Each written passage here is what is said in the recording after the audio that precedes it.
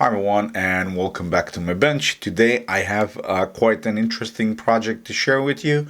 It's an entry access lock system that uses these NFC readers that are compatible with the Google SmartTap system to register when a person enters or exits a building and save all that data within Notion using the Notion API. The system can work with any NFC tags, and I have a few here that are this round disk or additional ones that are just some stickers. But the most interesting thing about this setup is that we can also use mobile phones, and specifically in this case I have Google Wallet, where I have this test card that I can register with the device, and that will be saved as an entry inside our database. The star of the show for today's project is this module that Reyax gladly sent for me to test. It's the RYRR30D, which is a near-field communication processor that can read data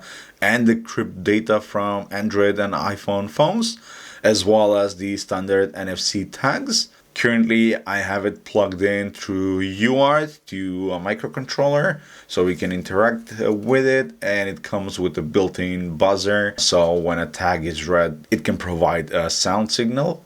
We have the antenna here, the processor, some of the other components here on the side. On the far right, there are three LEDs, one that indicates that we have power to the board, an additional blue and green one. When we read the tag successfully, then the green one will light, so I can demonstrate that. And if there is an issue with what we've read, then the blue one will light up. If we take a look at the documentation and the specification for the module, we'll see that beside being compatible with the Apple Wallet and Google SmartTap systems, this can also read some of the other standard NFC and RFID tags. The module works out of, it's compatible with 3.3 volt UART, and this is what I have it connected to.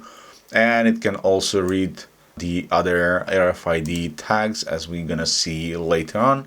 In terms of specs, the module is powered by 5 volts, but its digital logic is 3.3 volts, so keep that in mind because it needs some power to be able to run the antenna and to be able to transmit the RF signal to communicate with NFC. On the back of the modules, we have two interfaces, one where we can connect it through UART to a microcontroller, and additional one that we can connect it directly to USB. Since this also has a microcontroller on board, it's compatible and can directly be talked with USB, so you can connect it to a computer and run it directly off the computer without the need of adding any other microcontroller. It all depends on the use case that you have. As with most of the modules coming in from Reyax, the way that we communicate with these modules is through UART using 80 commands. Those 80 commands are predefined, and we could set specific parameter like the mode that this module is operated at, and there are two modes. The first one is the command mode, and this is how the module comes from the factory, where we could send 80 commands, and the other one is the standalone mode, where we put it to directly scan and listen for NFC tags that we want to recognize.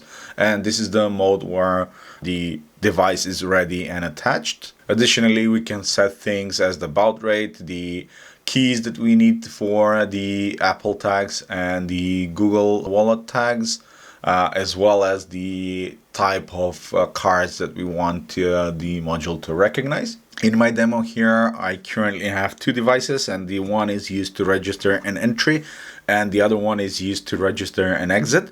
And currently only the entry device is being set up because this one is not in the right mode. So if I go in with the card, you'll see that nothing really happens. But if I go to the other one, then you'll see that it attempted to read, but it tried to read falsely.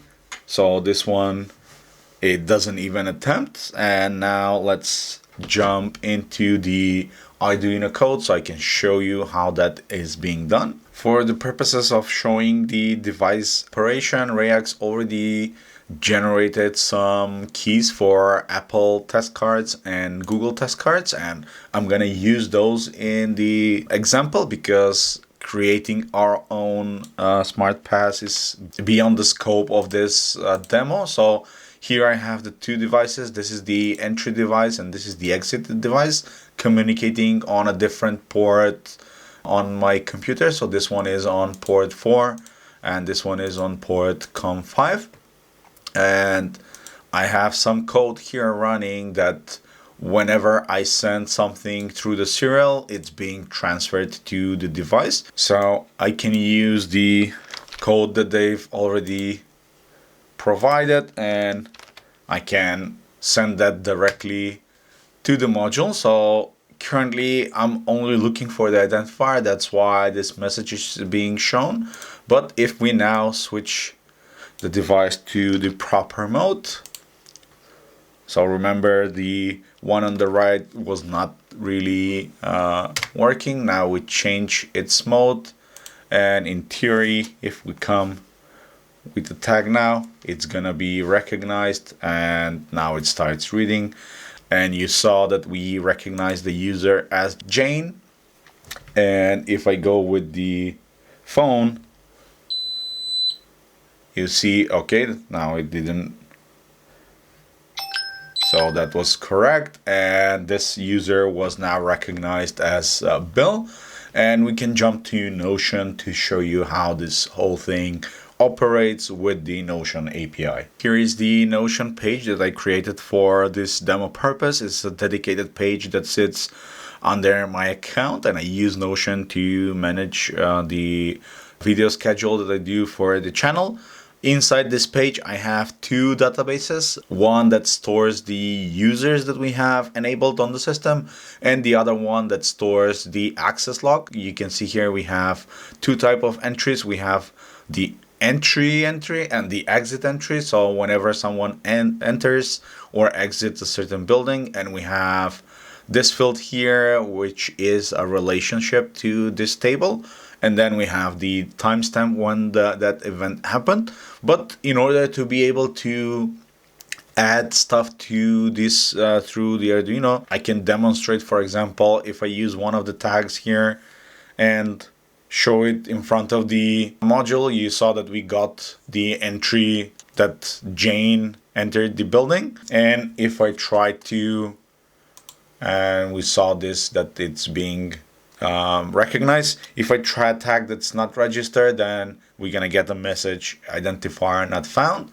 But in order to be able to communicate with the Notion API, the first thing that we need to do is add an integration. And this is the one that I created for myself. It's called Arduino Test. It's just internal, meaning that it can only access my data. If you want to have something more complicated, then you would need to go through a certification process. The key here is that you're gonna get this integration secret once you create this integration, and this is what you're gonna be using from within Arduino to authenticate your requests. Now, the second thing that you will need to do within Notion is to give access to that integration that you created to your page. And that is being done here, where you have within the connection, you could see that it's already one, and I've basically allowed that integration that I've created to read and insert and update content. And this is really important because on startup, the devices will read and get all of the entries within this users table. And whenever they recognize one of the users by the identifier, which is the ID of the tag being assigned to that user, they will create entries for those. If an entry, as we saw earlier, is not identified, then we'll just skip it. So just to show you that, I can get this identifier that we said that it's not recognized, and I can create a user that will be, let's say, John, and we're gonna add okay, let's just add the code. However, in order for the devices to be able to recognize this change, we're gonna need to reset them. So I'm gonna press the reset button on the entry device. Now that should reset, reconnect to the Wi-Fi, get an IP address, and get a list of all of the users that we have with the table. And you can see here that we got Jane, John, and Bill. I'm gonna do the same for the other module. So we'll need to wait a second for it to reset and reconnect to Wi-Fi and get the new list. So you see it got the 3 users. Now this tag will also work. So for example, if I get it on the entry, we can see that after a second or so that was recognized and we got a log on entry. And if I get it to the other module, then it's gonna register as an exit.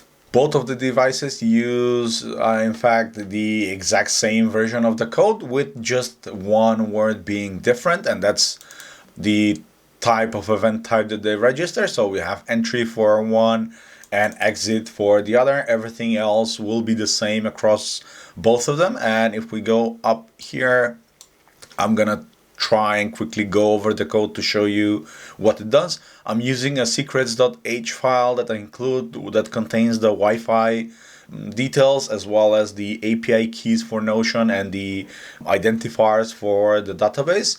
I'm gonna have link to the full code down in the video description so you can check it out. But remember that you're gonna need to create that secrets file.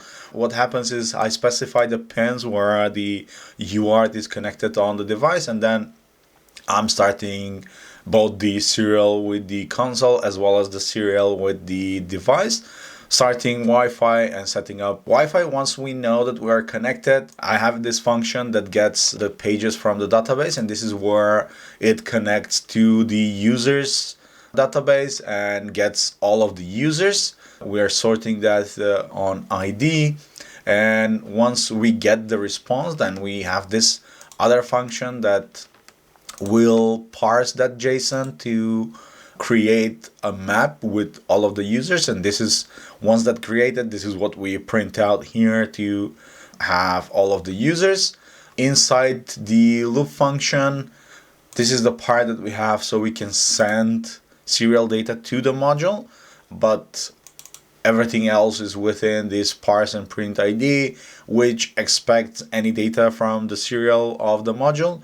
Once we are reading that as a full line, and depending on the type of line that it starts, then we are extracting the ID of the card that's being scanned.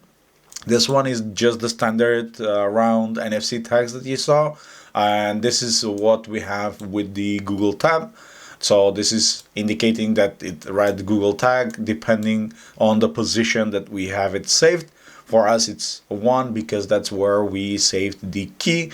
And after that ID is being recognized, we are finding that specific user within the user map that we have locally stored. And we are printing out the details. And this is what we got here. Once we have the user, we can go to this other function that registers the entry. What it does, it calls the Notion API with a create call, where we're gonna now send the JSON that will create the entry for that specific user that's related to the users table. If everything happens successfully, I have this quick code that will flash the built-in LED on the Node MCU, either 3 times fast or once long, depending on if we had an error with the communication or not. And that's the whole thing. Again, I'm gonna have links to the full code in the video description if you want to take a look and try it yourself. To show you that LED, so I'm gonna scan one of the tags, and when scanning, you're gonna see I covered it with my finger, so I'm gonna do it again. So when I scan it, you're gonna see first that it was successfully read, and then you saw the other LED blink. This is to let us know that the data that was read from the module was successfully sent. Now, keep in mind that this demo is just for demo purposes and should not be used in production, especially not with test cards and without any security features, but they are outside of the scope of this video. It is interesting how with just a small module we can use a technology that is currently being used almost everywhere with transit passes or payment systems, and I really like what the module is being capable of and how it operates. It really provides a great abstraction over the integration with wallets.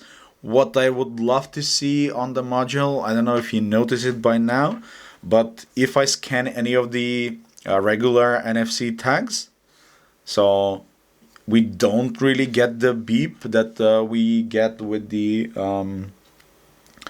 NFC tags, with the wallet cards. So if I scan,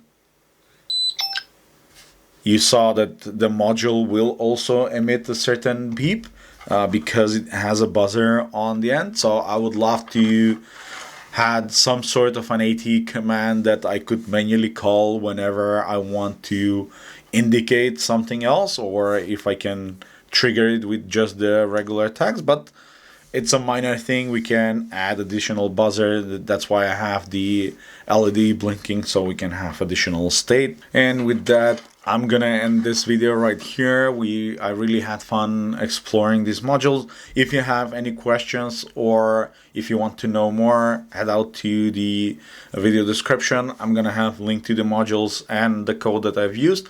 For any questions, feel free to leave them down in the video comments. Thanks again to Reyax for providing the modules for me to test. Make sure to subscribe so you don't miss any of the future videos, and I will see you all in the next one. Cheers!